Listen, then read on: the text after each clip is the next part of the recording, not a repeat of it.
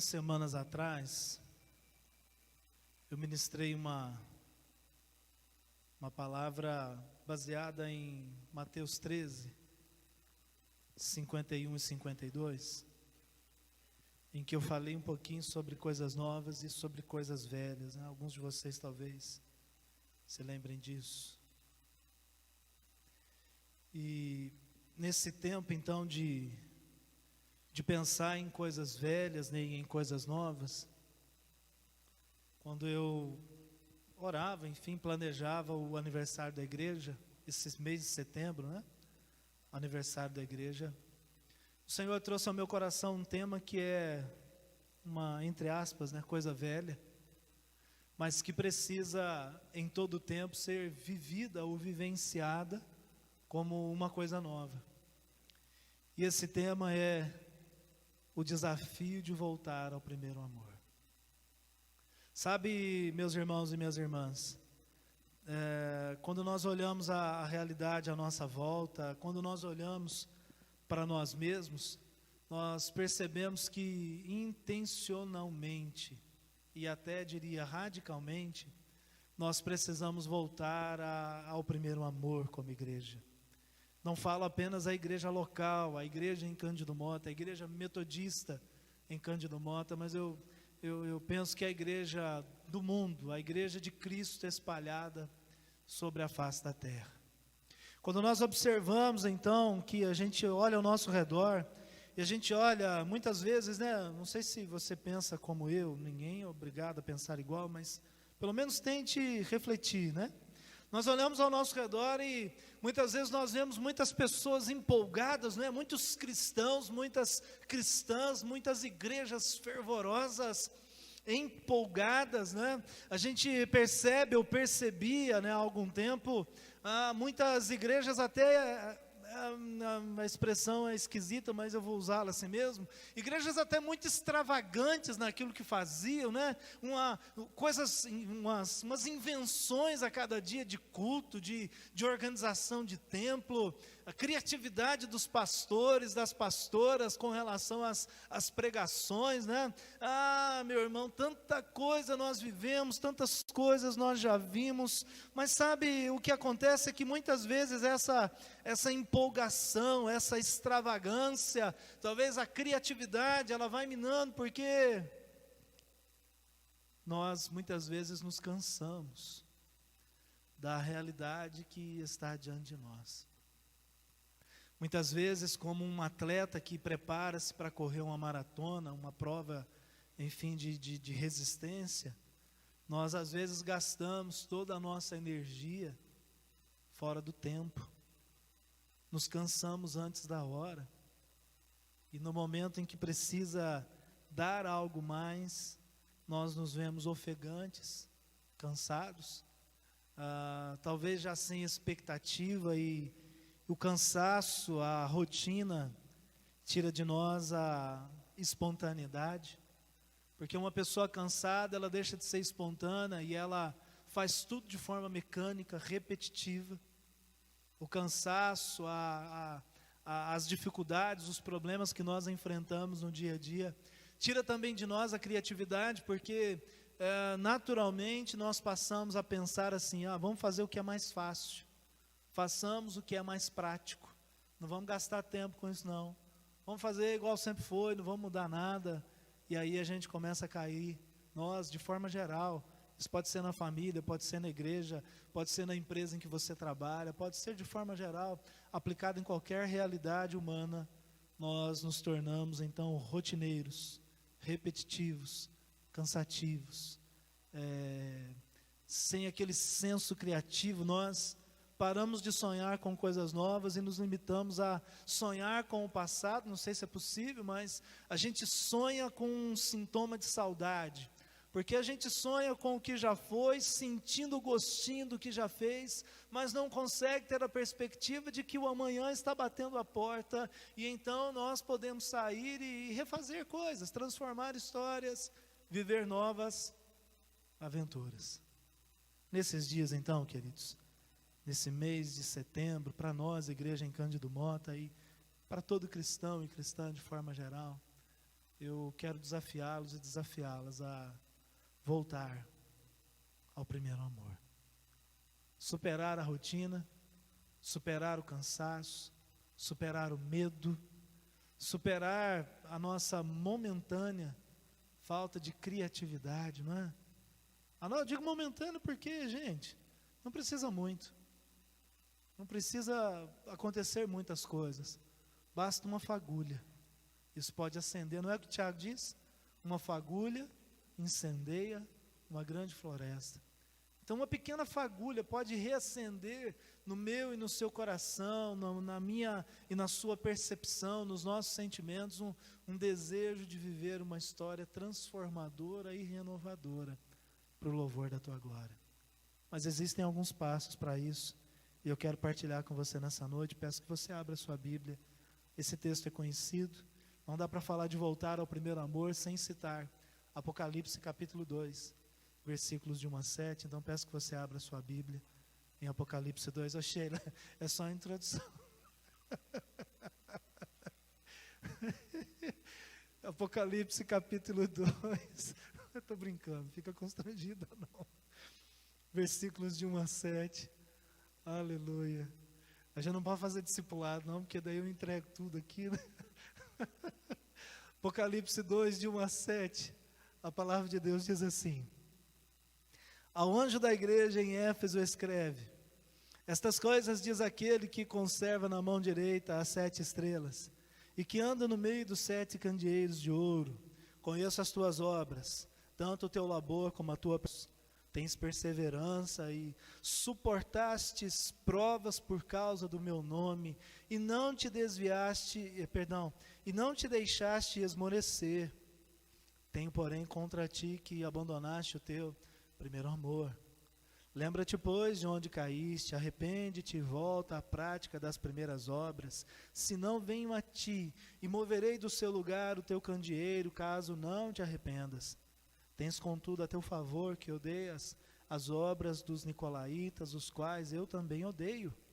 Quem tem ouvidos, ouça o que o Espírito diz às igrejas. Ao vencedor, dar-lhe-ei que se alimente da árvore da vida, que se encontra no paraíso de Deus. Amém, queridos?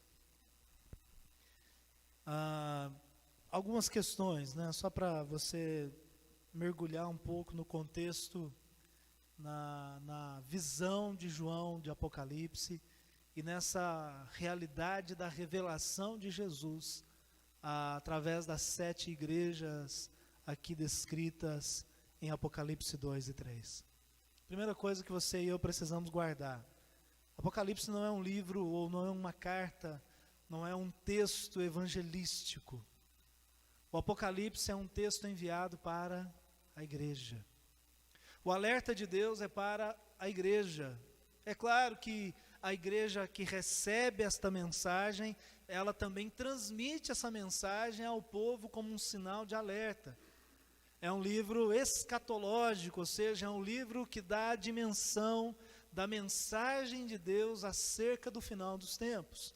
Escatologia significa o estudo do final dos tempos, o estudo do final da história.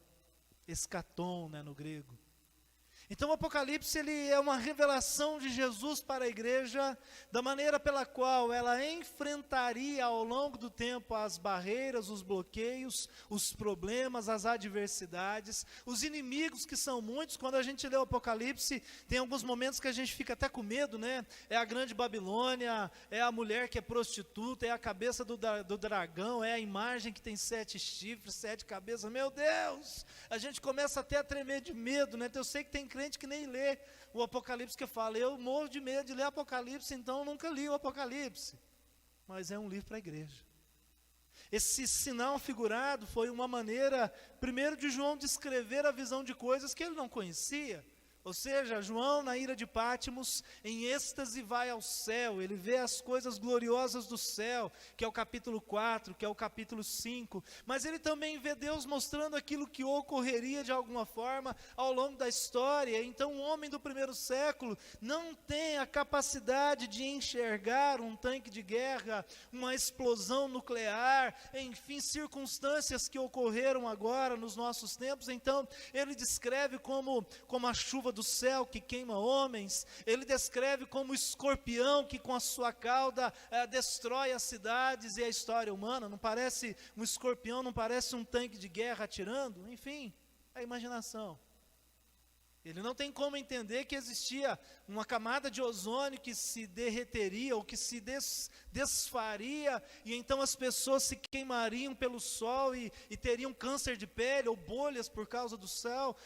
Então ele descreve aquilo como úlceras, enfim, a realidade do Apocalipse. Mas quando a gente olha então para o Apocalipse, escrito para a igreja, não para amedrontar a igreja, mas para revelar que nós não vivemos numa democracia do céu, mas nós vivemos numa teocracia em que Ele é o Senhor, em que Ele é aquele que governa e dirige o rumo da história.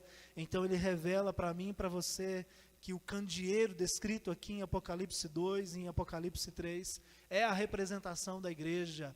Candeeiro é o lugar que brilha, onde se coloca óleo, onde se acende o óleo para que haja iluminação. Candeeiro é instrumento de iluminação. Então a Bíblia diz aqui que a igreja é o candeeiro de Deus, é a luminária de Deus sobre a terra. Aliás, Jesus disse isso também lá em Mateus 5, vocês são a luz do mundo, ou seja, nós precisamos iluminar. Aqui a liderança da igreja é chamada então de anjo ou ângeles, aqueles que brilham, aqueles que são os transmissores da mensagem de Deus, é o pastor, é a liderança da igreja.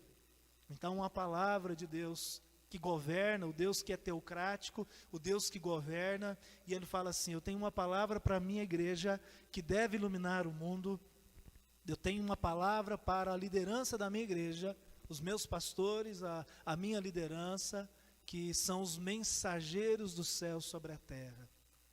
No caso de Éfeso, uma igreja quase perfeita, a mensagem vem para o candeeiro, a mensagem vem para o pastor, para o anjo, dizendo: você é uma igreja preciosa, você é perseverante, você não tolera a maldade, você condena quem faz as coisas erradas, e condena no sentido de não compactuar com o erro. Ama o pecador, mas não compactua com o erro.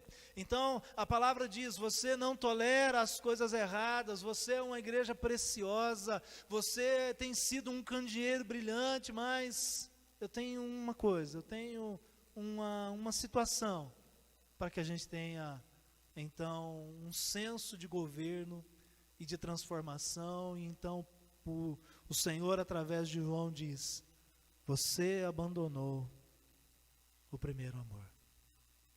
Como aquela luz que vai perdendo brilho, você já viu isso? Quando uma lâmpada está para queimar, ela vai queimando, ela vai perdendo brilho, até que ela se apaga de uma vez.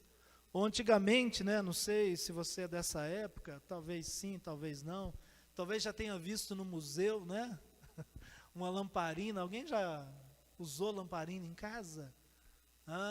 Tem alguns aí que já usaram. A lamparina de óleo, querosene, né? Querosene, ficava com o nariz tudo preto. Ou o lampião a gás, né? Já viu o lampião a gás? Sim, com certeza. E quando vai acabando o gás do lampião, ele não vai assim, ó, porque aquilo é barulhento, né? Vai acabando o gás, ele vai apagando. Então, é mais ou menos isso que aconteceu com essa igreja. Jesus fala assim: você brilhava no primeiro amor, mas você se apagou. Gradativamente você perdeu o brilho. Você é uma igreja preciosa. Eu amo a sua vida, eu amo a sua história, eu valorizo a sua perseverança, mas por saber do seu potencial, por entender o que através de você eu já realizei no mundo, eu preciso chamar a sua atenção e advertir que você abandonou o primeiro amor. E sabe, queridos, essa palavra é para a minha vida. essa palavra é para a tua vida. O Senhor conhece a sua história, sabe da sua conversão, conhece o momento em que você genuinamente entregou a sua vida ao governo dele. Mas Ele também sabe que você muitas vezes sente cansaço, sente um peso, sente cobranças. Ele também sabe que há momentos em que você simplesmente não consegue fazer, não consegue orar, não consegue ir além daquilo que está diante de você. Ele conhece a minha história, Ele conhece a sua história, Ele participa ativamente da nossa vida em todo tempo, em todo momento. Mas Ele não se contenta em dizer, eu sei do que você tem passado. Ele nos repreende, porque a Bíblia diz que Ele disciplina e corrige a todos e a todas que Ele ama.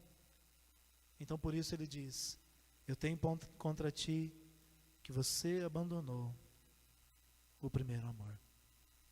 Queridos irmãos e irmãs, como nós podemos voltar ao primeiro amor? De que maneira nós podemos voltar ao primeiro amor? Voltar ao primeiro amor precisa trazer à memória as suas experiências com Deus. Por isso que o texto diz assim no versículo 5, Apocalipse 2:5, lembra-te, pois, de onde caíste. Aqui a percepção e a direção não é, olha onde você caiu ou a maneira como você caiu, mas lembra da maneira como você vivia. Lembra do que você experimentou na minha presença, lembra do que você aprendeu, lembra das coisas boas, profundas que você experimentou. Lembra de onde você caiu, lembra de quando você orava, lembra de quando você jejuava, lembra quando você tinha um senso de evangelizar e não perdia uma única oportunidade de falar do meu amor para quem quer que fosse, seja uma pessoa na fila do supermercado, seja uma pessoa importante na sua vida. Lembra do seu fervor, lembra das extravagâncias que você fez, lembra dos votos que você cumpriu, lembra da fé que você sempre empregou no meu nome, lembra que isso teve resultado, lembra que você está aqui hoje porque eu te levantei nas horas mais difíceis. Então esse texto está dizendo assim, lembra do que você já viveu comigo, lembra do que eu já fiz na tua vida. É mais ou menos o que está escrito lá em Lamentações capítulo 3, quando Jeremias diz assim, eu quero trazer à memória aquilo que me pode dar esperança. Quando a gente quer viver uma história nova, Lamentações 3, 20 e 21. Quando a gente quer viver um tempo novo no casamento, a gente não fica pensando assim, minha esposa fez isso comigo, ou os meus filhos aquilo. A gente começa a lembrar o quê? Puxa vida, meus filhos são maravilhosos, minha esposa, que linda que era, agora está mais linda ainda, que a gente viveu uma viagem lá, não sei aonde, a nossa lua de mel foi assim, a família, a nossa primeira casa. A gente começa a trazer ao nosso coração coisas que nos dão sentido de vida e não de morte. Quando a gente começa a pensar, só porque eu caí no pecado que eu cometi, no erro que eu infelizmente transgredi a vontade de Deus, a gente então começa a pensar em sintomas de morte, e quem pensa na morte gradativamente será tomado pelo pessimismo, pela doença emocional, pela gradativa, ou pelo gradativo senso de vitimismo, ou seja, dá tudo errado para mim, dá certo só para os outros. Então o Senhor está dizendo, se você quer voltar ao primeiro amor, lembra de onde você caiu. Quem quer voltar ao primeiro amor, precisa se arrepender para mudar de vida. O texto segue, lembra de onde caíste e arrepende-te. Não basta ter saudade de como as coisas eram antigamente, não. Vou repetir, não basta ter saudade de como a vida era antigamente, isso é miragem, é ilusão, porque o que já foi não volta mais, gente, não tem jeito, é passado, está consumado. Pode ser uma saudosa lembrança, uma maravilhosa memória, mas é algo que já aconteceu. pode te dar a dimensão no sentido de lembrar para projetar, mas não pode ser revivido. Nem os erros. Amém, queridos? Nem os nossos erros devem ser revividos, feitos novamente. Então, queridos, a palavra de Deus, ela nos diz assim: se arrependa. É preciso sentir a dor de ter perdido o primeiro amor. A gente às vezes lamenta e chora quando um time de futebol perde um jogo importante. A gente lamenta e chora porque perdemos uma oportunidade de emprego. Nós muitas vezes lamentamos e choramos diante de uma notícia difícil, e a gente às vezes recebe, todos nós recebemos notícias ruins em alguns momentos da vida. Mas eu vi gente chorando, e você também deve ter visto muita gente chorando, quando um cantor famoso morre, uma cantora famosa morre.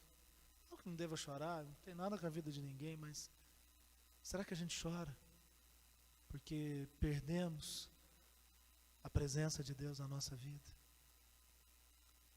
Será que a gente ainda sente assim aquela dor, dizer assim: ai meu Deus, não, Pai, eu quero mais de Ti, eu quero mais da Sua presença. Tiago disse isso para nós, se você quiser conferir. Tiago capítulo 4, versículo 8 diz assim: chegai-vos a Deus e Ele... Ai, estou sem relógio. Chegai-vos a Deus e Ele se chegará a vós outros. Purificai as mãos, pecadores, e vós que sois de ânimo dobre, limpai o coração. Afligi-vos, lamentai e chorai. Converta-se o vosso riso em pranto, e a vossa alegria em tristeza. Humilhai-vos na presença do Senhor, e Ele vos exaltará. Arrepende, sente a dor. A saudade de Deus precisa doer. A saudade da presença de Deus. Eu fico imaginando, gente, assim, isso não está na Bíblia, mas como é que foram os primeiros 10 anos depois que Adão e Eva foram expulsos do paraíso? Como é que era na cabeça deles, no sentimento deles, a lembrança de tudo que eles perderam no paraíso? A saudade de Deus, eu não sei se eu faria isso, se eles fizeram isso, mas eu fico imaginando que possivelmente, se fosse eu ficaria rodeando o paraíso durante muito tempo. Será que Deus vai deixar eu voltar? E a Bíblia diz que o Senhor colocou um anjo com espada flamejante, uma espada de fogo, na entrada do paraíso. Quando Adão e Eva pensavam em voltar, o anjo falava assim: não vem não, venha não, venha não. Eu imagino que eles ficavam lembrando daquilo e pensavam: meu pai, eu preciso voltar, é ali o meu lugar, mas não tinha mais volta. Devem ter chorado, devem ter lamentado, devem enfim ter sofrido muito. Sentiram a falta de Deus, a falta da presença do Pai Celestial. Sabe, queridos, quem deseja voltar ao primeiro amor, precisa aproveitar a oportunidade. Em Hebreus capítulo 3, versículo 13, diz assim: enquanto ainda é hoje, que nenhum de vocês seja enganado pelo pecado e fique endurecido. É hoje. Aproveite a oportunidade, é hoje. Isaías capítulo 55, versículo 6, o profeta disse: buscai o Senhor enquanto se pode achar, invocai-o enquanto Ele está perto. O texto lá, para a gente encerrar, diz assim: se arrependa e volta. Volta às primeiras obras, volta à prática das primeiras obras, volta àquilo que você sempre fez, volta a ser o filho que você sempre foi. Aliás, seja um filho melhor, uma filha melhor. Volta de onde você nunca deveria ter saído. E essa palavra, ela é importante. e você precisa guardá-la no seu coração. Essa palavra que o Senhor diz assim: volta à prática das primeiras obras, é Deus desfazendo uma mentira espiritual, porque normalmente quando alguém peca, normalmente quando alguém erra, o reino espiritual maligno lança os seus dardos inflamados, dizendo assim: não tem mais jeito, você não pode mais ser o homem de Deus, você não pode ser mais uma mulher de Deus, o que você fez não tem perdão, você não merece o perdão de Deus. O reino espiritual maligno diz assim: você nunca mais terá a oportunidade de adorar a Deus, você nunca mais poderá pregar a palavra, você nunca mais poderá fazer coisa alguma. É assim que o reino de Deus age, tentando destruir a vida de homens e mulheres que não são perfeitos. Nós somos imperfeitos, nós somos passíveis de falhas. Então, quando erramos, o reino espiritual maligno quer nos destruir, porque a Bíblia diz que ele veio para matar, para roubar e para destruir. Mas a palavra de Deus está dizendo para mim e para você que esta ação espiritual contrária é um grande engano, é uma grande mentira, porque o Senhor está dizendo assim: lembra de onde caíste, se arrependa e volta. Recomece, volte a andar na minha presença, simplesmente retorne, não fique onde você está. Você não foi criado, você não foi gerado, você não foi salvo pela graça para viver uma vida de humilhação e de escravidão espiritual. Você está perdido, você vai, que nem diz lá o povo, né? Você vai arder no mármore do inferno. Nem sei se o inferno tem mármore, nem quero saber. Você vai arder no mármore do inferno. Não! A palavra de Deus está dizendo assim: se arrependa e volta. Meu Deus. Volta, igreja. Há uma nova chance para todos nós. Amém? Volta, igreja. Há uma nova chance. Há um recomeço. Volte a ser quem Deus planejou que você fosse. Igreja, sejamos o candeeiro brilhante que o Senhor intencionou que nós nos tornássemos. Não por nós, mas pela graça. A gente só pode fazer o caminho de volta pela graça. É pela graça. Volta. Não fica parado, não fica prostrado. Eu quero te convidar para a gente orar. Eu quero que você avalie algumas coisas.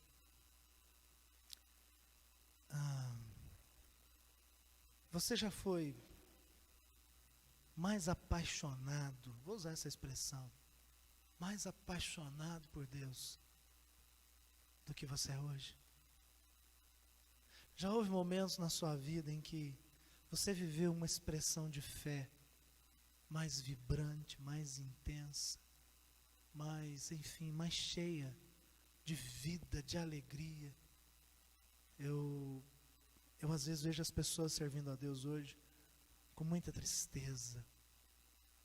Perdeu aquela alegria de servir. É aquela história que eu tenho pregado aos domingos. É o filho mais velho que fica na casa emburrado. Que eu tenho pregado aos domingos, não, né? Que a gente está trabalhando nos devocionais. É o filho mais velho que acha que é empregado. E empregado, gente, com todo respeito, eu não sou patrão de ninguém, nunca fui. Mas empregado cansa da empresa, cansa do patrão. Empregado sabe que nunca vai ser dele aquela empresa, então, às vezes ele cai na repetição. Mas você é herdeiro, você não é empregado, você não é empregada. De Deus, em Cristo, nós nos tornamos herdeiros de Deus e co-herdeiros com Cristo. Nós somos, vou repetir, porque acho que isso aí não fez nem importância nenhuma para você, vou repetir. Em Deus, através da obra de Cristo, nós nos tornamos herdeiros de todas as bênçãos espirituais e co-herdeiros de Cristo, de toda a riqueza que há nesse universo. Amém, igreja? Nós não somos empregados de Deus, nós somos filhos. Você já foi mais apaixonado pelo seu Pai Celestial pela obra que o seu Pai tem confiado a você? Você acha que Deus em algum momento deixou de amar você? Deixou de cuidar de você? Abra o seu coração e, nesse tempo de oração que nós vamos ter agora, faça uma avaliação sincera. Como o profeta Jeremias disse, esquadrinhemos o nosso caminho. Lá em Lamentações 4. Esquadrinhemos o nosso caminho. Experimentemos e voltemos ao Senhor. Avalie. Seja sincero com Deus. E a partir de agora, esteja atento àquilo que Deus quer fazer na sua vida. Quem deseja voltar ao primeiro amor, precisa trazer à memória as experiências que teve com Deus. Quem deseja voltar ao primeiro amor, precisa se arrepender. Quem deseja voltar ao primeiro amor, precisa aproveitar a oportunidade que está sendo oferecida hoje.